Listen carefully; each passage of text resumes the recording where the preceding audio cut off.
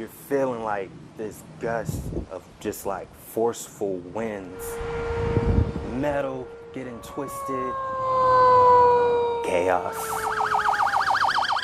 I'd say about half of the building is destroyed. 32-year-old Jamarco Hickman remembers the last day he worked at Amazon. My position was a delivery driver there.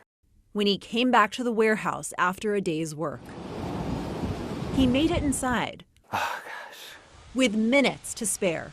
And you just heard everyone screaming, yelling. At Amazon, had you ever been through a tornado drill? No, I never. I just froze. And says he didn't have a place to hide safely. I was pretty much kissing the concrete. We brought Hickman's experience to Riyadh Hindi, a structural engineering expert at St. Louis University.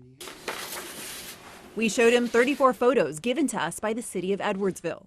Do you see shelters here? I don't see shelters in these pictures. These photos were taken the night of the tornado by first responder Dan Bruno, who has a background in engineering.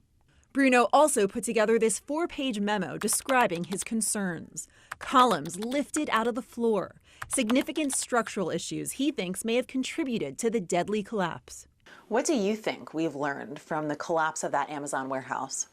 We have to look at these standards codes or design codes and update them as we go.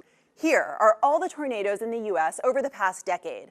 In certain parts of the country, like Illinois and Missouri, they're especially common. In the last 10 years, there have been nearly 200 deaths, more than 1,700 injuries, and at least $4.7 billion in tornado damage. Most of that destruction happened in Joplin in 2011. Experts we spoke with say stronger and well-enforced building codes would bring those numbers down. Storms are going to get worse with our changing climate and more frequent, and so it's going to be a really important thing to start looking at, putting those structures in place. State lawmaker Katie Stewart represents Madison and St. Clair counties. We were all surprised to learn that we didn't have a state standard for tornado structures or safety procedures. Across the U.S., builders generally aren't required to design for tornadoes. We can do better. She's calling for change. I would love for Illinois to be on the leading edge, and I really think there should be national standards. She sponsored House Bill 1563 in May. If it passes, it would create a task force to focus on tornado safety and storm shelters. We're starting this from scratch. It's a start, but it's definitely not enough. Nothing will bring back the 6 lives lost.